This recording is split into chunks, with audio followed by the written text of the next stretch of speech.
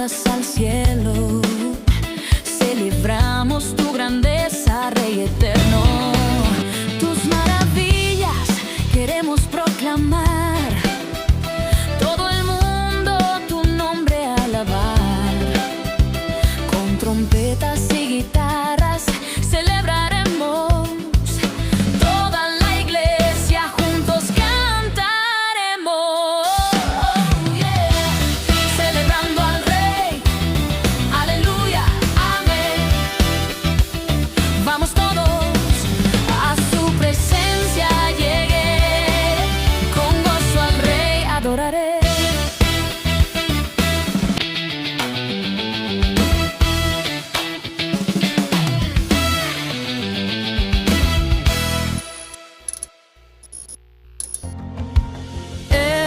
Nuestro Dios, digno de honor, somos su pueblo, su creación.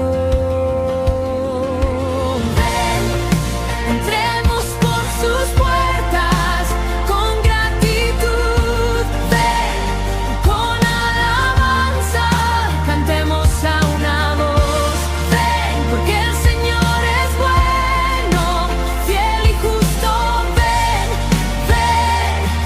Su amor no tiene fin.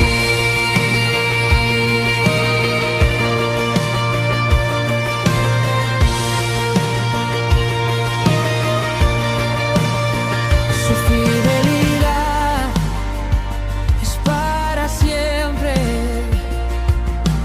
su gracia nunca fallará, de generación a generación, su bondad siempre permanecerá. Él es nuestro Rey, digno de honor, su misericordia no fallará. Ven, entremos por sus puertas con gratitud, ven, con alabanza, cantemos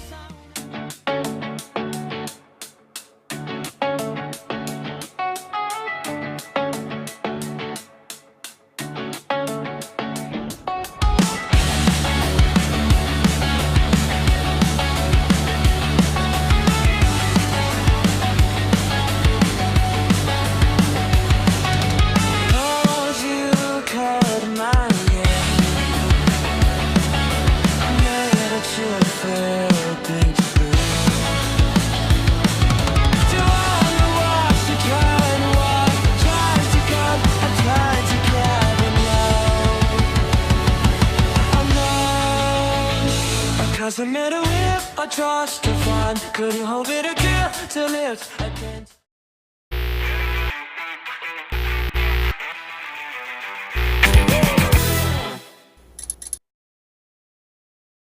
En un pequeño pueblo vivía un viejo herrero. Él era conocido por la calidad de sus espadas y herramientas. Su taller siempre estaba lleno del sonido del martillo golpeando el metal y el fuego que ardía intensamente dentro del horno. Un día un joven que pasaba por el lugar decidió entrar. Nunca había visto cómo se trabajaba el metal y tenía grande curiosidad. Así que se quedó tras una pared, en silencio, observando. El herrero tomó una barra de hierro fría y dura y la introdujo dentro de un horno.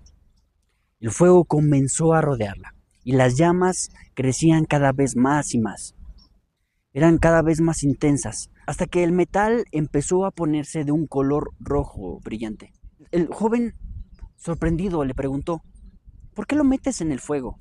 El herrero le respondió con calma: porque el hierro frío es demasiado duro para moldearlo. Primero tiene que pasar por el fuego. Después de unos minutos, el herrero sacó el hierro incandescente y lo colocó sobre un yunque, y entonces comenzó a golpearlo con fuerza, una, otra y otra vez. Cada golpe parecía más violento. Chispas volaban por todo el taller. El joven volvió a preguntar: ¿y por qué lo golpeas así? El herrero le respondió: porque el fuego lo ablanda, pero los golpes le dan forma. Mientras hablaban, el herrero volvió a golpear el metal y lo volvió a poner dentro del fuego. Lo sacó una y otra vez, más golpes, más chispas, más calor. El proceso se repitió varias veces, fuego, golpes, fuego otra vez, hasta que después de varias repeticiones, finalmente el herrero levantó una pieza terminada. Ahora ya no era una simple barra de hierro, ahora era una hermosa espada, firme y equilibrada. El joven la miró con asombro. Entonces el herrero le dijo algo que nunca olvidaría. Si el hierro pudiera hablar, seguramente diría que el fuego la está destruyendo y que los golpes la están dañando. Pero en realidad todo eso es un proceso que lo está convirtiendo en algo mucho más fuerte y hermoso de lo que era antes.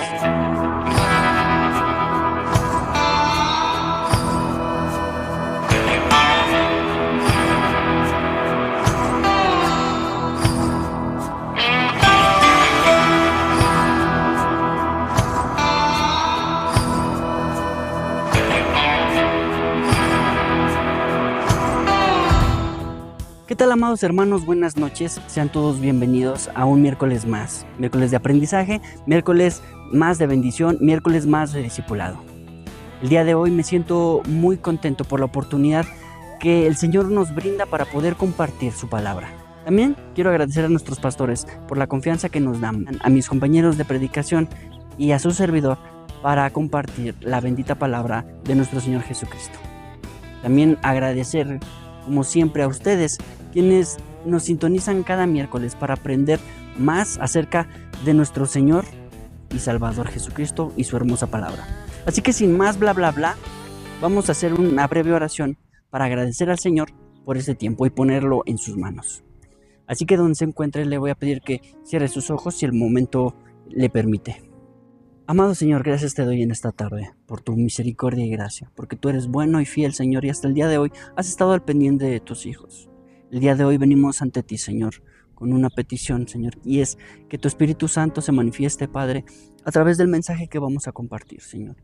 Que no sea yo hablando, Señor, sino que sea tu Espíritu Santo confrontando nuestras vidas y hablando a cada corazón. En el nombre de Jesús pongo este tiempo en tus manos, pidiéndote, Padre, que no sea yo quien brille, ni yo, Padre, quien hable, Señor, sino seas tú, Padre, a través de tu Espíritu Santo. En el nombre de Cristo Jesús. Amén. Pues bueno, hermanos, de más está decir que nos encontramos en nuestro discipulado Deberes Cristianos y que desde hace 2 semanas aprendimos el significado de deberes cristianos por parte del mensaje que nos compartió mi hermano Pepe. Y hemos aprendido durante estas semanas cuáles son, valga la redundancia, lo que debemos hacer de una forma u otra como cristianos. Y el día de hoy quiero compartir con ustedes un tema que el Señor me ha permitido aprender y a su vez poderlo exponer en este día. Y comenzamos con nuestro versículo base, el cual se encuentra en Santiago 1, verso 2, que bien conocemos por la canción, pero vamos a leerlo. Y dice: hermanos míos, tened por sumo gozo cuando os halléis por diversas pruebas. El tema, lo comparto nuevamente, es mi comportamiento frente a las pruebas. Pero antes de comenzar quiero abrir con un breve contexto al respecto del libro de Santiago. La epístola de Santiago fue escrita a creyentes judíos que estaban dispersos atravesando por persecución, pobreza y rechazo. Esta epístola o carta fue escrita por Jacobo, aproximadamente en el año 44 al 49 después de Cristo. Espera. ¿La carta de Santiago la escribió Jacobo? Así es, hermano, Jacobo, que en el hebreo se pronuncia Jacob. Después pasó al griego como Jacobus y al latín como Iacobus. Y después se convirtió en Yago o Tiago para algunos países. Y al final, añadiéndole el gerundio Sant, de tanto nombrar resultó el Santiago. Y ahí quedando el nombre de Santiago. Ok, pero entonces, ¿cuál de todos los Jacobos mencionados en la Biblia, de cuál se trata? Bueno, pues no de otro que el mismísimo hermano de nuestro Señor y Salvador, Jesucristo. Sí, hijo de María y José, el medio hermano del Señor Jesús. Si bien es cierto que muy probablemente que para sus hermanos Jesús había sido como el hermano raro de la familia, el hermano loquito, y no hayan creído ni en él ni en su mensaje, según el libro de Juan 7:5, tal vez para ellos haya sido, no sé, un fraude. Pero leemos en 1 Corintios 15:7 que después de la muerte del Señor Jesucristo y posteriormente una vez después de que Jesús resucita, se le aparece a Santiago y trae un cambio a su vida. Y este, hermano, se describe como siervo del Señor Jesucristo. Puedes saber más a detalle de este personaje y de la hermosa carta en nuestro discipulado del libro de Santiago, que nuestro pastor nos compartió hace aproximadamente 3 años y que está justamente aquí en la plataforma, en una serie hermosa llamada Muéstrame tu fe por tus obras. Está detallada de manera expositiva para que puedas comprender un poquito más acerca de este hermoso libro. Jacobo fue un líder muy importante en la iglesia de Jerusalén, y al estudiarlo de manera detenida nos podemos dar cuenta de que tiene una gran influencia por el libro de Proverbios y sobre todo por el Sermón del Monte. Sí, el Sermón del Monte compartido por Jesús de Nazaret, la mejor prédica que se haya compartido en toda la historia.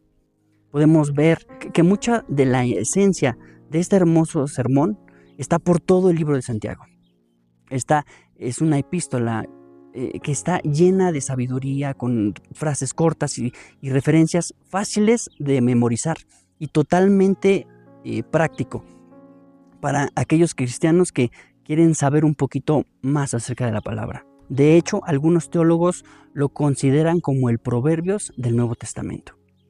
Y el propósito principal de esta carta era animar a los judíos exiliados que estaban dispersos por todo el mundo mediterráneo, para poder soportar las pruebas a las que eran sometidos, ya que sufrían de persecución. No eran cristianos cómodos, eran creyentes que estaban siendo probados. Y lo primero que Santiago les dice no es, hermanos, no se preocupen, ya merito salen de estos conflictos. No, hermano. De hecho, lo que les dice es, tengan por sumo gozo cuando estén atravesando por pruebas. Esto nos muestra que el cristianismo, hermanos, no ignora el sufrimiento, pero sí transforma la manera de poderlo enfrentar. Miren lo que les dice en el versículo 2 de Santiago 1. Dice, hermanos míos, tened por sumo gozo cuando os halléis en diversas pruebas. Vamos a la primera frase de este texto que dice, hermanos míos. Santiago comienza hablando con cercanía pastoral. No es una corrección fría, es una exhortación amorosa, hermanos. Jacobo no hace ostento de su título personal, como diciendo, yo, Santiago, hermano del Señor Jesucristo. No. De hecho, mira cómo se presenta en el capítulo 1. Dice, yo, Santiago, esclavo del Señor Jesucristo, escribo esta carta a las 12 tribus, los creyentes judíos que están dispersos por el mundo, reciban mis saludos. En otras versiones dice, yo, Santiago, siervo de Dios y del Señor Jesucristo. Él no dice, yo, Santiago, hermano del Señor Jesucristo. No, comienza la carta con una afirmación acerca de la identidad, llamándolos sus hermanos, ya que todos, hermanos, formamos parte de esta hermandad que nos identifica como hijos de Dios. Todos somos hermanos enfrentando procesos difíciles. Las pruebas, hermanos, no distinguen ni edades, ni niveles espirituales, ni siquiera ministerios, hermanos. Sigamos más adelante y dice, hermanos míos, tened por sumo gozo. Y aquí, hermanos, viene la parte difícil. Suma significa completo, total, supremo. Es decir, tengan por total, por supremo gozo. Ojo, Santiago no está diciendo que la prueba es gozo. No. De hecho dice, debemos considerarla como gozo. Considerarla como gozo. Esta, hermano, es una decisión mental que nosotros tenemos que hacernos como cristianos. Es una perspectiva espiritual. El gozo no nace de la circunstancia, nace del entendimiento de que Dios está obrando a través de la circunstancia. Nosotros, como cristianos maduros, debemos aprender a interpretar la prueba como un instrumento de crecimiento, hermanos. Más adelante dice, hermanos míos, tened por sumo gozo cuando os halléis. Cuando os halléis. Hermanos, la palabra que se ocupa en el original para halléis significa caer alrededor. Caer alrededor. Y esto describe, es como caer a un pozo. No dice, si llegaras a hallarte, si llegaras a caer. No. Dice, cuando caigas, cuando te halles, cuando os halléis en diversas pruebas. La prueba, hermano, no es una posibilidad, hermano, es una certeza. Esto me recuerda mucho a lo que dice la Escritura en Isaías. Cuando pases por las aguas, yo estaré contigo, y si por los ríos, no te anegarán. Cuando pases por el fuego, no te quemarás, ni la llama arderá en ti. Isaías 43:2. No dice, hermano, si llegas a pasar por las aguas, si llegas a pasar por el fuego. No, hermanos. Hermanos, nosotros vamos a pasar por allí. Es un hecho. Cuando tú y yo, hermano, buscamos llegar hacia una dirección, pero no sabemos cómo llegar, le pedimos a alguien que nos ayude a darnos referencias para cómo llegar y para ubicarnos, y así podamos nosotros llegar a nuestro destino. Un ejemplo, ¿cómo le hago para llegar a la iglesia celebrando al Rey? Bueno, para llegar a la iglesia celebrando al Rey, te vas sobre Pantitlán, pasas la Sor Juana, pasas la Villada, y al llegar al parque del pueblo, das vuelta a la izquierda y a 50 metros llegas a tu destino. No te dice si llegas a pasar a la Villada o si llegas a pasar por la Sor Juana. No, hermano. Es un hecho que quien te oriente, hermano, tendrá por sentado que vas a pasar por esos lugares de referencia. De la misma manera, hermano, el camino hacia la madurez espiritual tendrá como referencia pasar por diversas pruebas. Jesús mismo dijo que pasaríamos aflicción, pero en esta misma cita nos dice que confiemos en Él, ya que Él ya ha vencido al mundo. Hermano, ser cristiano no nos excluye del dolor, nos da esperanza dentro del dolor. Y esto es hermoso, hermanos. La promesa de Jesús al decir que en el mundo tendremos aflicción, la promesa es, yo ya vencí al mundo, pero viene sujeto, hermano, a una orden, y esta es, confiad. Al igual que en este ejemplo, hermano, de cómo llegar a la iglesia, tú puedes decidir si te das vuelta en la Villada o te sigues derecho hasta la Tepozanes. Lo que sí te voy a decir es, lo que haremos es tomar una decisión errónea. Es decir, tú decides si tomas la prueba como un motivo para estar sufriendo y victimizarte, o tomar como un escalón que te hará subir hacia lo que Dios tiene preparado para ti. Pero si realmente, hermano, queremos llegar a tener madurez espiritual, tenemos que aprender a confiar en Dios y tener por sumo gozo cuando nos encontremos en medio de las pruebas. Más adelante en el versículo dice, hermanos míos, tened por sumo gozo cuando os halléis en diversas pruebas. La palabra que se ocupa aquí para diversas significa variadas, múltiples y de diferentes formas, de todo color, de todo sabor. Algunas pueden ser pruebas económicas, hermano, algunas pueden ser pruebas familiares, emocionales, de salud, espirituales, qué sé yo, hermano. La palabra prueba se traduce como peirasmos, y esta misma palabra es la que se usa para tentación. Algunos podríamos pensar, es que no sé qué es lo que estoy viviendo, si estoy viviendo una prueba o estoy pasando una tentación. No importa, hermano, según la palabra en griego, puede ser cualquiera de ambas. Cualquier evento, hermano, puede ser usado por Dios como una prueba, y cualquier evento puede ser usado por Satanás como una tentación. De hecho, lo podemos ver perfectamente en la vida de Job. Dios le dice a Satanás, ¿ya viste a mi siervo Job? Se lo presume, le dice, mira, no hay nadie más fiel que él en la tierra. Y Satanás le dice, claro que sí, pues mira, lo tienes bien cuidadito, lo tienes bien consentido, no le falta nada, pero en el momento en el que le quites tu cuidado, vas a ver cómo deja de ser fiel a ti.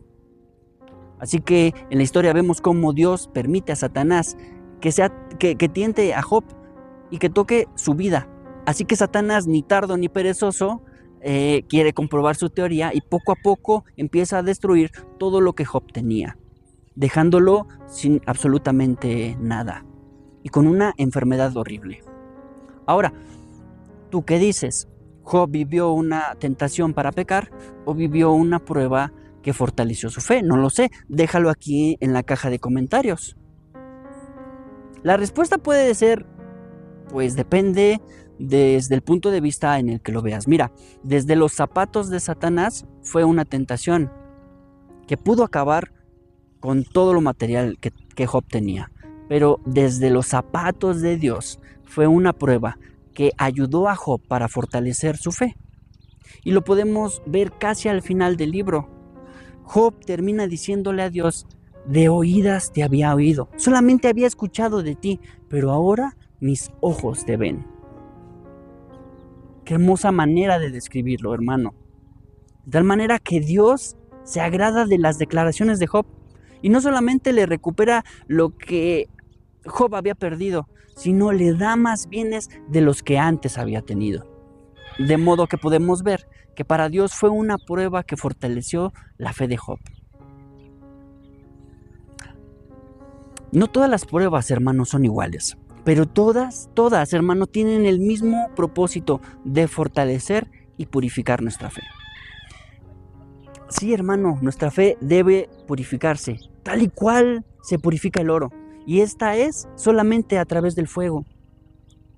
Pedro en su primera carta lo describe de la siguiente forma: así que alégrense, de verdad, les espera una alegría inmensa, aunque tienen que soportar muchas pruebas por un tiempo breve.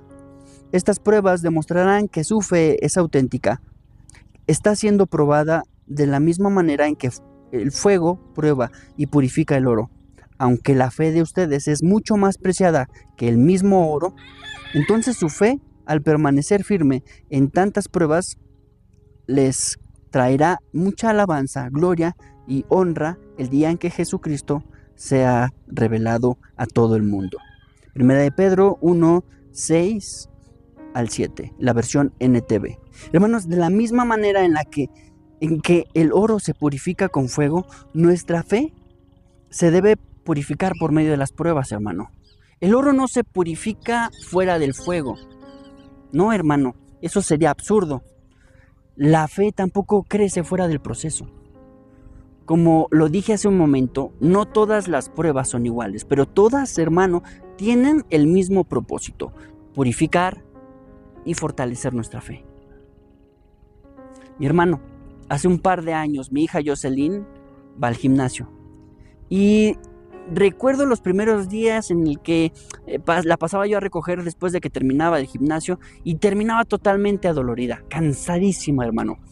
Y me decía que estaba toda dolorida de los brazos y las piernas. Y yo sinceramente, que jamás he ido a un gimnasio, ni siquiera me he ido a parar dentro de él para preguntar el costo de la mensualidad, yo me preguntaba, ¿cómo es que mi hija puede pasar tanto tiempo cargando repetidamente peso y para terminar tan adolorida y aún levantarse al día siguiente para volver a ir al gimnasio?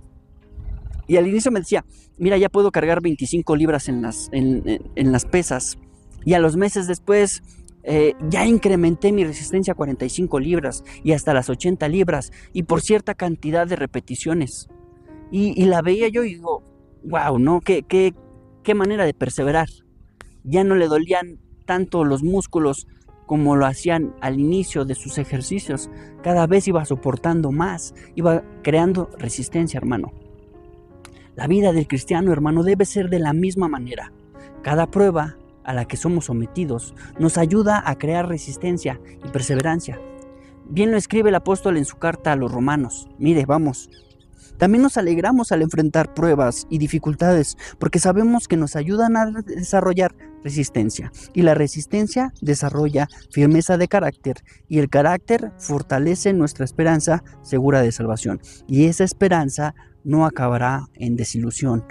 Romanos 5, 3, 4 y 5, versión NTV. Esto, hermano, nos confirma lo que dice Santiago 1, versículo 3. Dice, sabiendo que la prueba de vuestra fe produce paciencia. Hermanos, para nosotros los cristianos, la prueba debe de ser una oportunidad para producir y desarrollar paciencia, para desarrollar el carácter, hermanos, para hacernos aprender más de Dios. Debe ayudarnos a madurar espiritualmente. Hermano, Dios no envía pruebas para destruirnos, las permite para perfeccionarnos. Como la historia al inicio de este video, una vez que el herrero termina de golpear y meter al fuego la barra de hierro, una vez terminado el trabajo, sale una hermosa espada, la cual solamente se puede formar mediante el fuego y los golpes. Hermano, las pruebas muchas veces serán de diferentes formas, diversas, dice la Escritura. Esto, hermano, dependerá mucho de a quién le toque. Muchos podrán decir, bueno, tú solamente perdiste tu casa, a mí me dio cáncer. Otros podrán decir, bueno, a ti solamente te robaron tu carro, a mí mi familiar murió. La prueba será diferente para cada quien. Incluso habrá pruebas que sean más duras de lo que nosotros mismos podamos aguantar. Mira lo que escribe Pablo a la iglesia de Corintios cuando va a viajar por la provincia de Asia. Dice, amados hermanos, pensamos que tienen que estar al tanto de las dificultades que hemos atravesado en la provincia de Asia. Fuimos oprimidos y agobiados más allá de nuestra capacidad de aguantar. Hasta pensamos que no saldríamos con vida. De hecho, esperábamos morir, pero como resultado dejamos de confiar en nosotros mismos y aprendimos a confiar solo en Dios, quien resucita a los muertos. Efectivamente, Él nos rescató del peligro mortal y volverá a hacerlo de nuevo. Hemos depositado nuestra confianza en Dios y Él seguirá rescatándonos. Segunda de Corintios 1, 8 al 10, nueva traducción viviente. Mi hermano, si tú estás atravesando por una prueba, es necesario que sepas que no podrás salir de la prueba por tus propias fuerzas y que es necesario que tú y yo aprendamos a confiar en Dios, el único Dios omnipotente, aquel que está sentado en su trono y que no se le escapa ningún detalle, hermano. Está al pendiente de ti como lo está de todos los seres que habitamos en este planeta. Alguien dijo una vez, la enfermedad me quitó todo lo que tenía. Me quitó mi familia, me quitó mis cuentas bancarias, acabó con mis finanzas, me dejó en la calle sin nada. Y cuando lo perdí todo, me encontré con Dios. Y me di cuenta que Dios es todo lo que necesito. Este, mi hermano, es un pensamiento muy sabio y que solamente alguien que ha experimentado por una prueba y desarrollado un carácter firme puede afirmar. Dios quiere que su obra esté completa en nosotros. El problema, hermanos, es que muchas veces nosotros creemos ya estar listos y no queremos pasar por la prueba. Como cuando íbamos a la escuela, mamá nos agarraba para peinarnos y nos daba unos jalones de pelo y nosotros decíamos, no mamá, ya, déjame, ya estoy listo. Y mamá nos veía todos despeinados y decía, no, espera, ya casi está, solamente falta acomodarte estos pelitos enredados.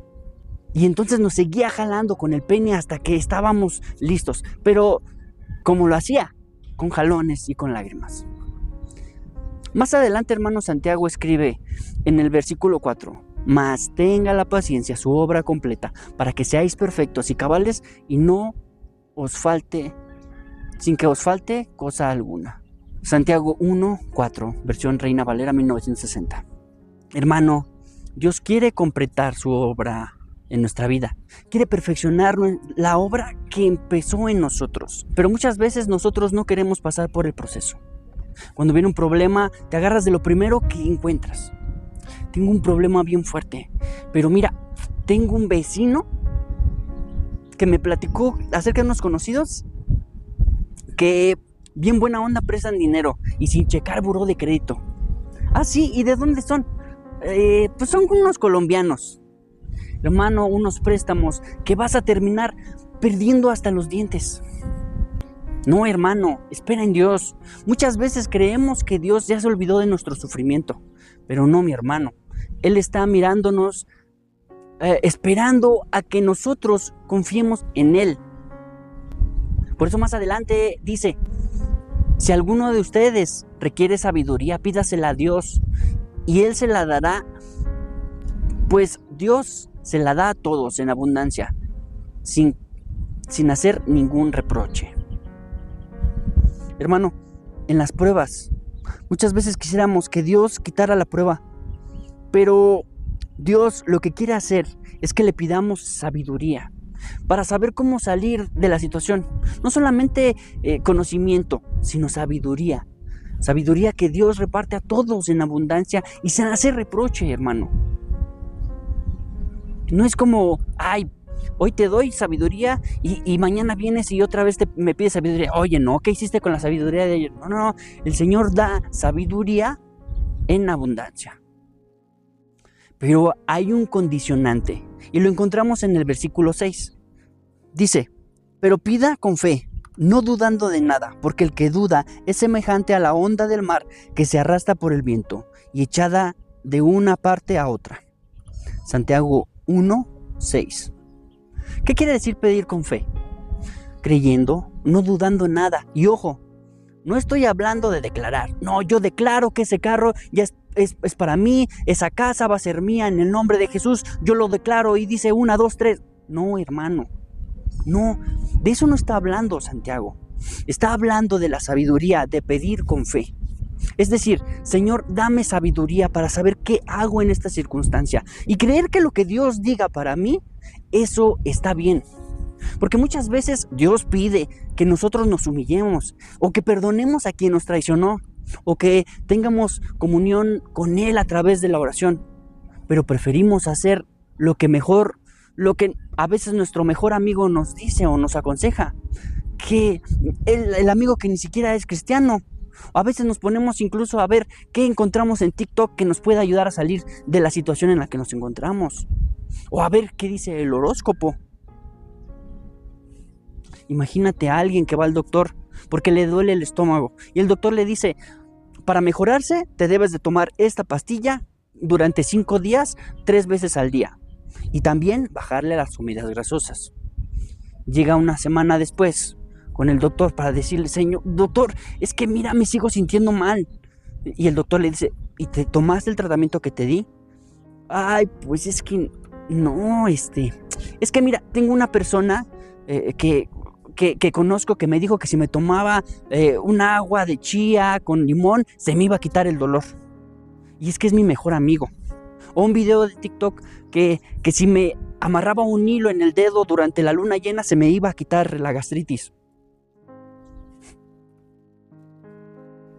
Es que soy ascendente en Piscis y mi horóscopo decía que... No, hermano. Eso no es pedir con fe, hermano. Parece broma, pero muchas veces así hacemos. Tenemos la palabra de Dios, hermano, que nos dice qué es lo que debemos hacer. Pero preferimos muchas veces escuchar el consejo de hombres antes que obedecer la palabra de Dios. Sabemos cuánto bien nos hace meditar en la palabra de Dios y cuánto fortalece nuestra fe. Cuánto nos conforta el acercarnos a Dios a través de la oración. Pero preferimos, hermanos, recurrir a otras opciones. Y hasta que llegue el domingo, entonces sí oro. No, hermanos. Así no, hermanos.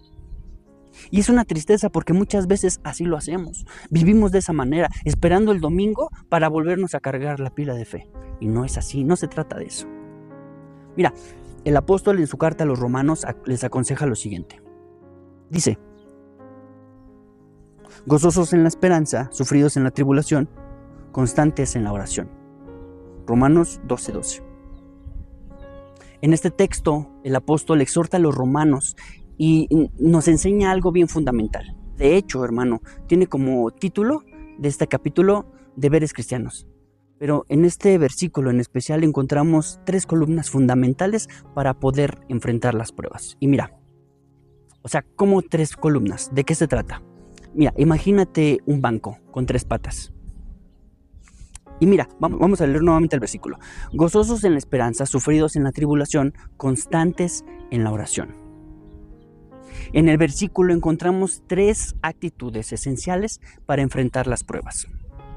Primero, dice, gozosos en la esperanza. La palabra gozosos que se usa en esta escritura proviene del griego chairontes, que implica una alegría continua, es decir, tener una alegría continua. Pero el gozo, este gozo, hermano, está conectado a algo en específico, que es la esperanza. Gozo en la esperanza. Tener gozo en la esperanza, hablando bíblicamente, no es tener optimismo humano, hermano. No se trata de eso. Es tener una certeza, confiando en las promesas de Dios. Pero estar sufriendo y estar gozoso a la vez, hermano, el cristiano puede sufrir hoy, pero también puede estar gozoso porque sabe que Dios tiene el control y los planes de Dios para nosotros son de bien y no de mal. Ejemplo, recuerdo cuando mi hermana estaba embarazada y estaba atravesando por todos los dolores e incomodidades que le hacía sufrir su cuerpo durante las últimas horas de su embarazo. Pero a pesar de que estaba sufriendo mucho, había un gozo en medio de su sufrimiento. Y era porque tenía la esperanza de tener entre sus brazos a su bebé. Nuestro comportamiento en la prueba, hermano, debe comenzar con una perspectiva eterna, sabiendo y estando gozosos en que lo que Dios quiere para nuestras vidas es mejor que nuestros propios planes. No me gozo por el problema. Ojo, no me gozo por el problema. Me gozo porque Dios ya prometió la victoria final. Y eso es esperanza.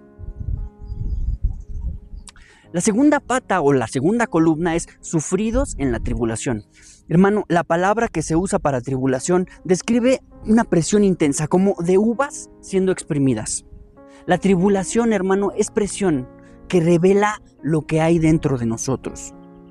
El comportamiento del cristiano no es escapar de la presión, sino mantenerse firme debajo de ella.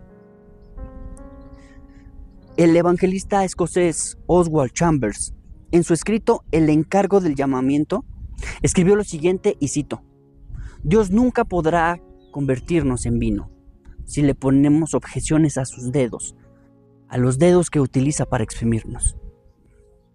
Nos negamos a que Él utilice como exprimidor a alguien que te desagrada o a ciertas circunstancias sobre las cuales dijimos que jamás estaríamos sometidos. Nunca debemos tratar de elegir el escenario de nuestro propio martirio.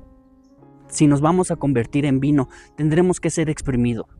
Las uvas no se pueden beber y solamente se vuelven vino cuando se trituran.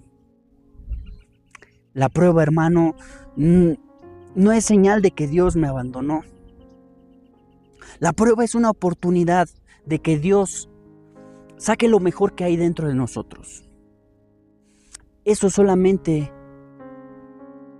estando bajo presión será revelado, hermano. Hermano, estar bajo presión es una oportunidad para demostrar que la fe que tengo es genuina. Y vamos a la tercera columna, hermano. La tercera columna o pata es constantes en la oración. La palabra que se usa aquí para constante significa perseverar fielmente, aferrarse con dedicación, no soltar. Hermano, la oración es el ancla del creyente en medio de la tormenta. Cuando llega la prueba, hermanos, desgraciadamente muchos abandonan la oración.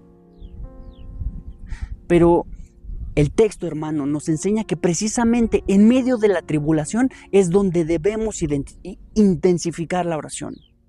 Hermano, la oración no siempre cambia las circunstancias de manera inmediata, pero siempre fortalece nuestro corazón. Mi comportamiento ante la prueba, hermano, se sostiene de mi vida en oración. Mira, la estructura del comportamiento cristiano a través de la prueba es justamente como lo dice Romanos 12:2. Es ese equilibrio perfecto, es ese banco que si tú le quitas alguna de estas patas va a desequilibrarse y se va a caer, hermano. La estructura correcta que nos da el equilibrio perfecto es gozosos en la esperanza, ser pacientes en la tribulación y ser constantes en la oración. Si alguno de esos llega a faltar, hermano, el creyente se debilita y, como les digo, la silla se cae. Nuestra fe se debilita, hermano. Hermano, sin esperanza, lo que tenemos es desesperación. Hermano, sin paciencia, lo que tenemos es rendición. Sin oración, hermano, lo que tenemos es desconexión de Dios. Como conclusión, hermanos, mi comportamiento ante las pruebas no depende de lo que siento, sino de lo que yo creo. ¿Y qué creo, hermano? Creo que Dios sigue siendo soberano, a pesar de mis problemas, a pesar de las circunstancias. Creo que sus promesas siguen vigentes. Creo que la prueba es temporal. Creo que Dios es fiel y por eso, hermano, puedo gozarme con esperanza y resistir con paciencia y perseverar en la oración. Así que la próxima vez que tú enfrentes una prueba, hermano, pregúntate lo siguiente: ¿estoy reaccionando con esperanza o con queja? ¿Estoy perseverando o estoy huyendo de mi proceso? ¿Estoy orando más o estoy orando menos? Mi comportamiento ante la prueba, hermano, debe ser con la perspectiva correcta. No preguntando ¿por qué me está pasando esto? Sino, Señor, ¿qué quieres enseñarme a través de esta prueba? Mi comportamiento ante la prueba, hermano, debe ser con actitud de fe. Aunque no entienda el proceso, yo confío en el propósito de Dios. Mi comportamiento ante la prueba debe ser sin perder el gozo, confiado en que Dios sigue teniendo el control. Mi comportamiento ante la prueba, hermano, debe ser sin abandonar mi integridad. La prueba, hermano, revela si servimos a Dios por bendición o por convicción. Mi comportamiento ante la prueba debe revelar mi madurez espiritual. Cualquiera, hermano, puede servir a Dios cuando todo va bien, pero solamente el verdadero carácter del cristiano se forma en medio de la tribulación. Hermanos, a veces se nos olvida que Jesús también sufrió en este mundo, que también Él fue tentado en todo, que también experimentó dolor. Hermano, Jesús lloró, fue afligido en todo. La palabra de Dios dice que incluso hasta llegó a sudar sangre debido a la presión humana que sentía, la aflicción y el estrés que le produjo el saber por lo que estaba a punto de enfrentarse, hermano. Pero estaba gozoso en medio del sufrimiento, porque Él sabía perfectamente que estaba haciendo la voluntad de su Padre. Mi hermano, cualquiera puede alabar cuando todo va bien, pero solamente un verdadero creyente mantiene su fe cuando todo parece derrumbarse. La prueba no es el fin, hermano. Es el taller donde Dios forma a sus hijos maduros. Hoy la pregunta es, ¿estoy reaccionando como un hijo maduro de Dios? Te dejo con esta pregunta, hermano. Y me gustaría que para terminar este tiempo, tomemos un tiempo de oración. ¿Te parece bien? Así que donde te encuentras, vamos a orar. Amado Señor, gracias te doy en esta tarde por tu misericordia, Señor. Porque tú has sido bueno con nosotros, Padre, y porque la palabra que el día de hoy, Señor, fue dada, yo sé, Padre Celestial, que quedará arraigada en nuestros corazones, Señor. Te pido, Padre Celestial, que cuando venga la prueba, que en medio de la prueba y las circunstancias difíciles, podamos tener siempre una fe una fe firme en ti, Señor. Señor, enséñanos a comportarnos de manera correcta en medio de las pruebas. Danos la esperanza cuando el panorama sea oscuro. Fortalécenos, bendito Dios, cuando la presión aumente. Y danos constancia para no abandonar la oración. Que mi vida, Señor, que nuestra vida, Señor, sea un reflejo de lo mucho que podamos confiar en ti, Señor. Aun cuando atravesemos por momentos difíciles, tengamos siempre la fe firme, Señor. Ayúdanos, Señor bendito, a vencer las pruebas con tus ojos. Danos el gozo, Señor bendito, en medio del proceso. Danos gozo en medio del proceso. Forma nuestro carácter, Señor, y fortalece nuestra fe. Que nuestro comportamiento, Señor, siempre glorifique tu santo nombre, Señor, aun cuando atravesemos en medio de momentos difíciles. En el nombre de Jesús te damos gracias. Amén. Pues, amados hermanos, esto fue todo por el día de hoy. Agradezco a todos los que se conectaron. Me siento muy agradecido con Dios por darme la oportunidad de poder aprender este mensaje, que para mí fue un bálsamo. En medio de pruebas y dificultades que pasamos, no solamente el día de hoy, que nos tocó cambiar de lugar, de locación para poder grabar. Un viento que está haciendo espantoso, pero gracias a Dios porque ha sido fiel y bueno. Y dependemos de Él, hermano. Yo me voy, hermano, pero no me voy sin antes recordarte una cosa. Y es que Dios, en todo tiempo, es bueno. Dios es bueno, hermano. Nos vemos el domingo. Dios les bendiga. Bendiciones. Tú mi aliento, tú eres mi luz y mi salvación. Eres mi paz en tribulación. Nada temeré, en ti confiaré. Tú guías mi camino. Eres mi roca, mi sanador. Eres mi pan y mi proveedor. Nada temeré, en ti confiaré. Jesús mi Salvador eres tú.